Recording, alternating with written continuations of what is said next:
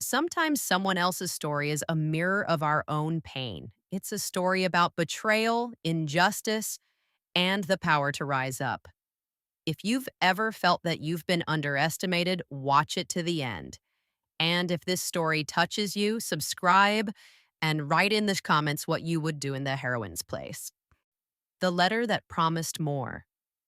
Back in 1949, just after the war had quieted, but the world still hadn't learned how to treat people right, a letter arrived in a small, sunburnt town in Georgia.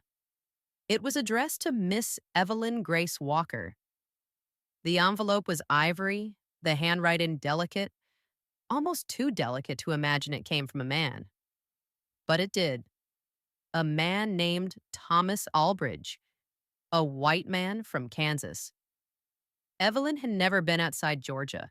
She'd grown up working beside her mother in the church kitchen, learning to sew torn uniforms and bake cornbread with calloused hands. Her skin was the color of roasted chestnuts in the sun, her smile bright as morning. And her voice, Lord, her voice could make old women weep and babies hush. But none of that had ever been enough.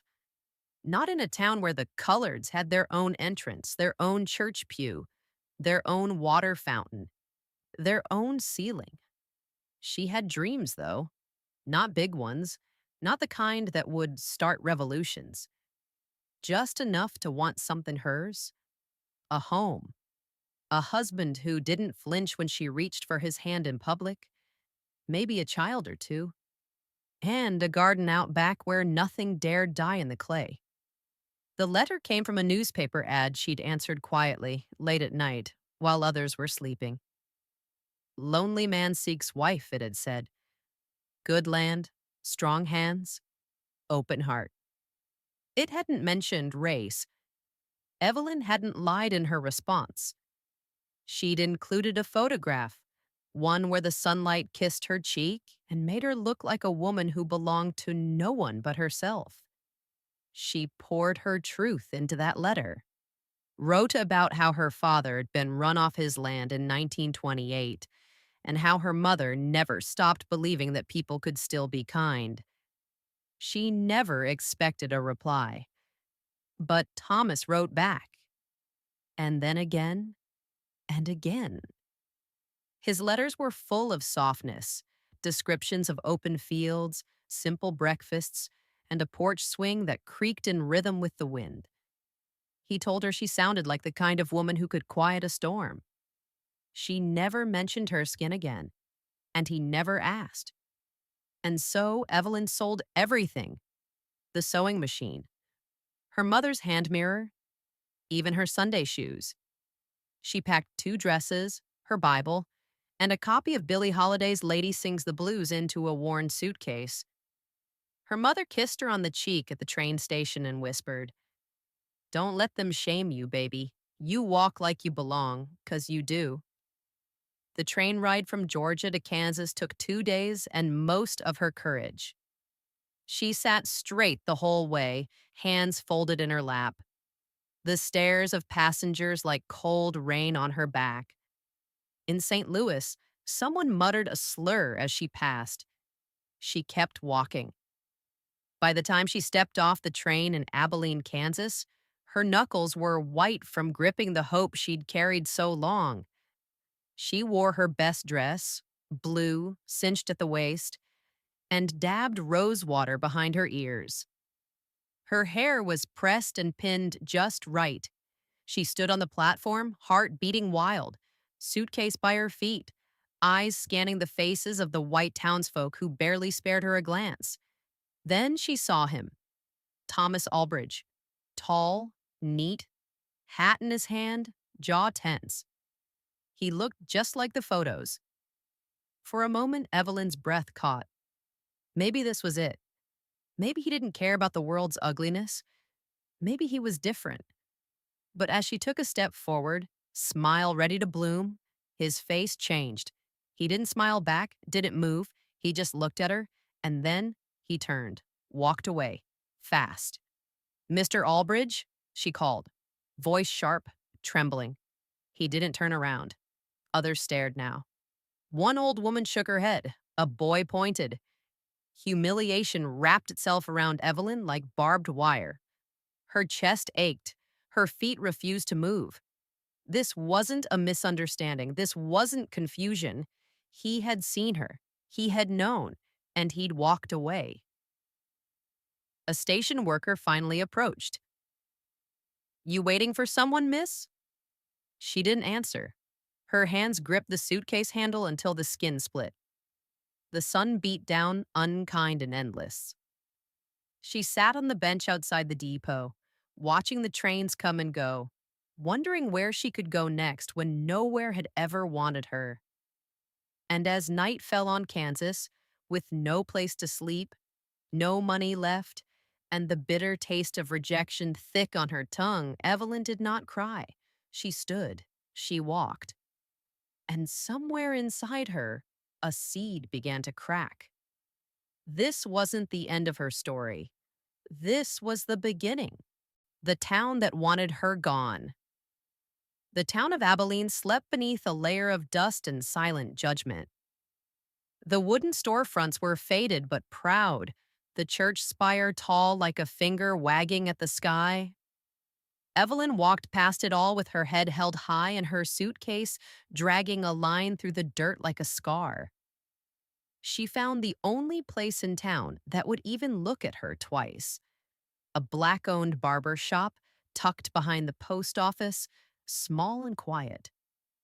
A man named Reverend Baines ran it during the week and preached out of the same building on Sundays.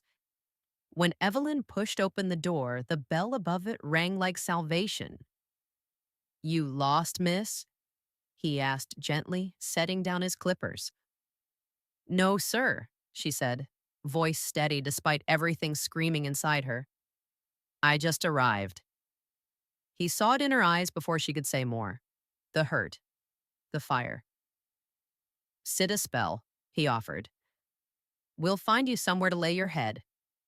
She spent that first night on a cot in the back room of the shop. The sheets were thin but clean. The Reverend made her tea and let her talk only when she was ready. She told him about the letters, about Thomas, about how she'd sold her life for a dream that shattered the moment he saw her face. Reverend Baines didn't call her foolish, he called her brave. You came out here looking for love, he said, and you found the truth instead. Don't confuse one for the other. By morning, word had already spread. There was a colored woman in town, not from the West, not passing through, one who came with a suitcase and eyes too proud to lower. The townsfolk didn't speak to her, but they looked. Lord, did they look. Like she was a stain on their porch steps. Some muttered slurs as she walked by. One boy spat near her shoe. A woman clutched her daughter's hand and crossed the street, whispering too loud. That's her. Evelyn ignored them.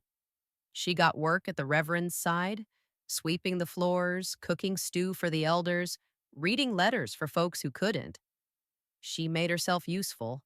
She stitched buttons, sang hymns soft under her breath, mended torn trousers with hands that had never stopped giving.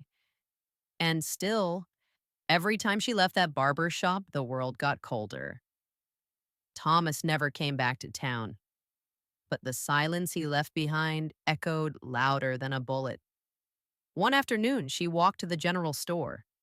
She needed flour and soap, nothing more. But the moment she stepped through the door, the room froze. The clerk, a man with gray hair and skin like curdled milk, didn't even look up. We don't serve your kind, he said. Evelyn stood still. I have money. I said we don't serve your kind. The words struck like ice water down her spine. She turned to leave, hands trembling, when a voice rose from behind her. Then you don't serve me either. A young woman, white, maybe 19, stepped forward. Pale-faced but clear-eyed. She pulled a coin from her purse and placed it on the counter. I'll take what she's buying, and I'll walk her home. The clerk's jaw clenched. You don't want to do that, missy. But she already had. Evelyn didn't speak until they reached the edge of town. Why'd you help me? The girl shrugged. My daddy says I'm too soft.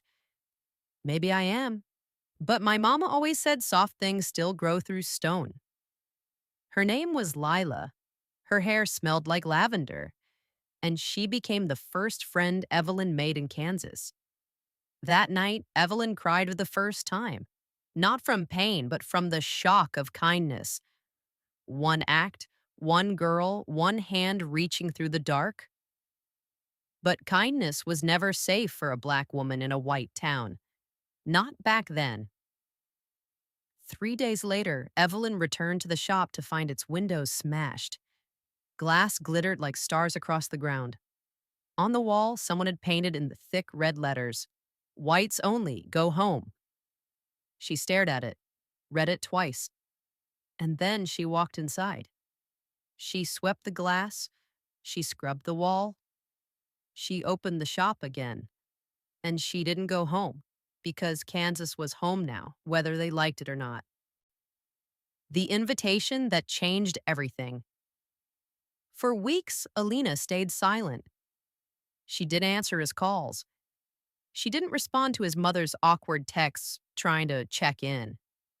Not even when one of his friends, someone who used to ignore her at gatherings, suddenly messaged to say, "I hope you're okay."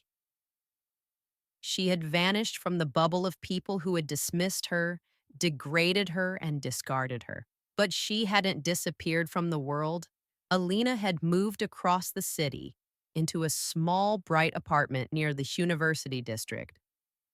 She dyed her hair, took a different name at the cafe she worked at. Every day she woke up with fire in her chest.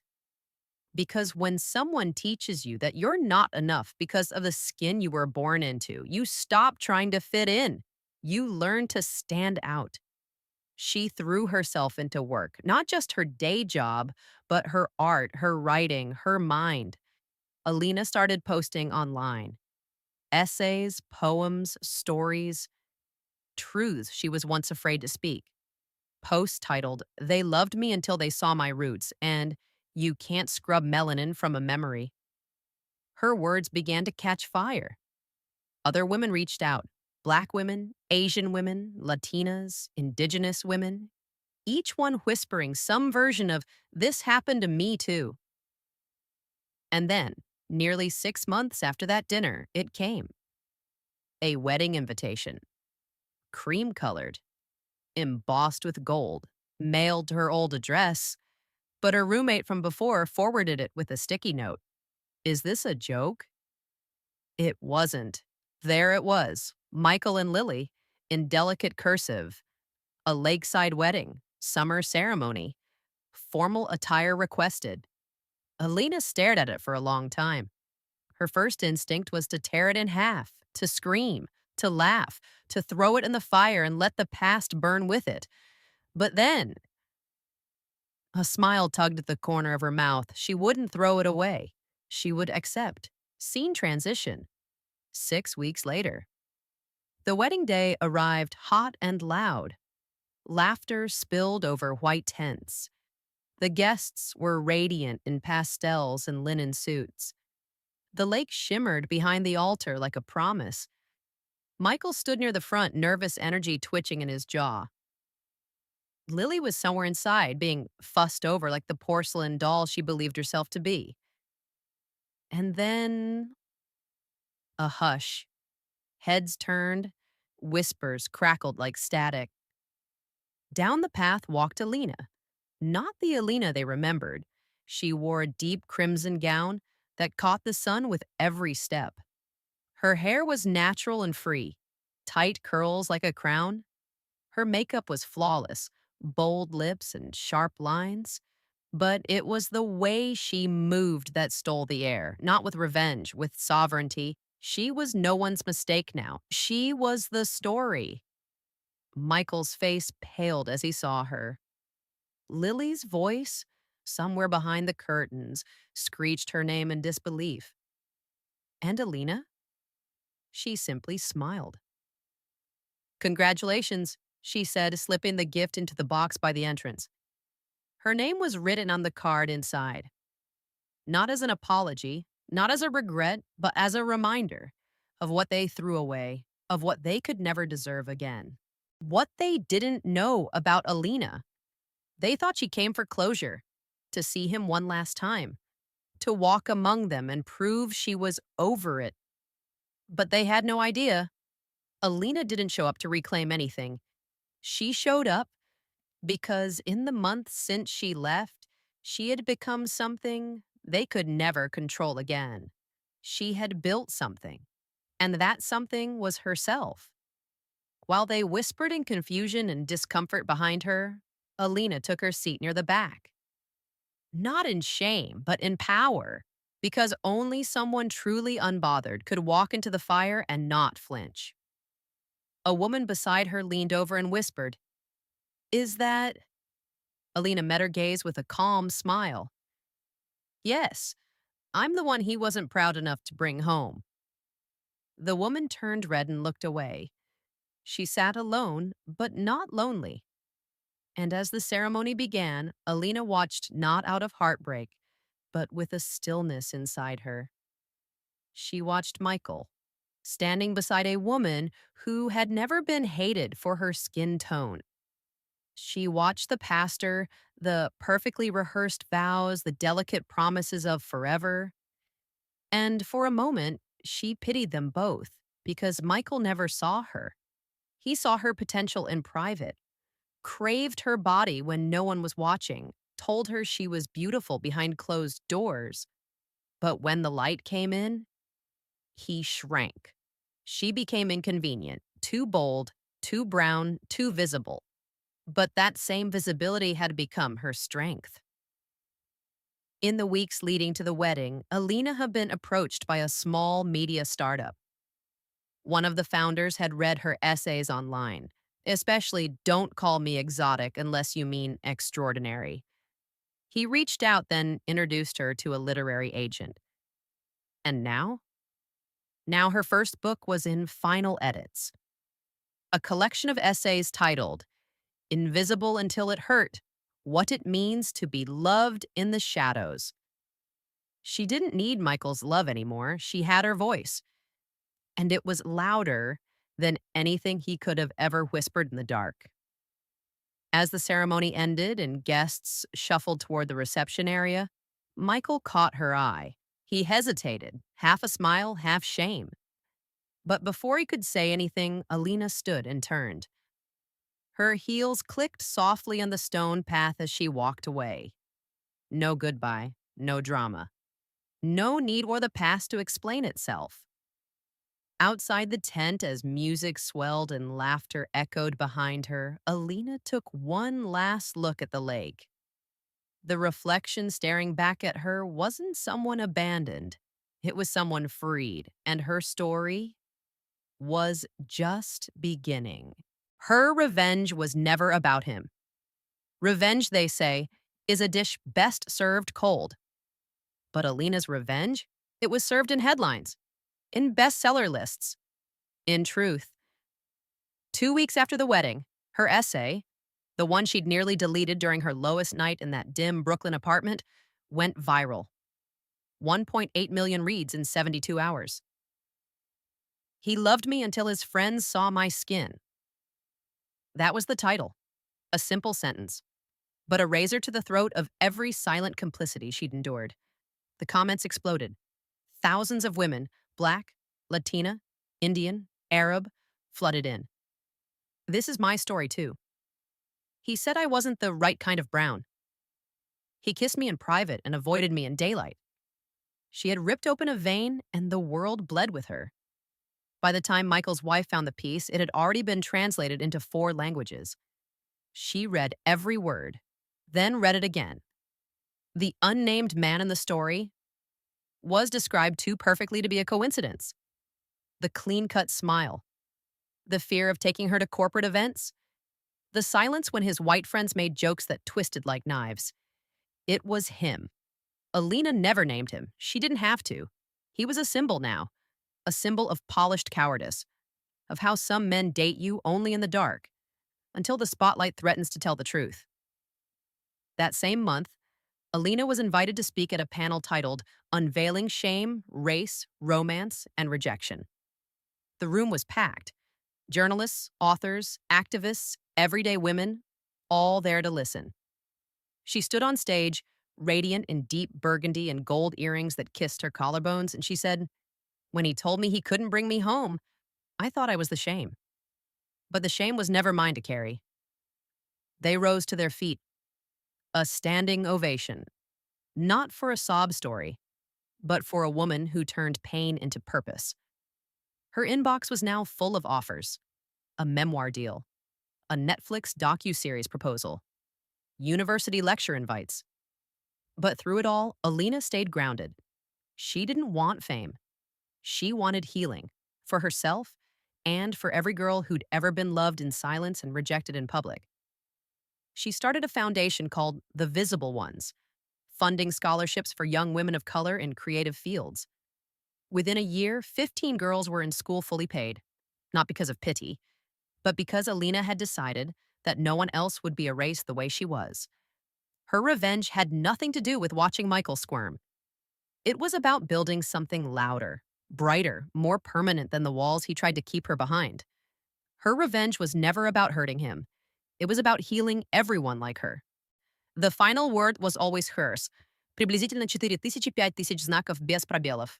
3 years later, a bookstore in London, rain tapping softly against the windows. And there she was, Alina, signing the last copy of her memoir titled Loved in Private, Left in Public. A line wrapped around the building. Not just readers, survivors, daughters and mothers, women who had cried in silence and now stood in line to say, thank you. That night, in the quiet of her hotel room, Alina received a message request on Instagram. It was him, Michael.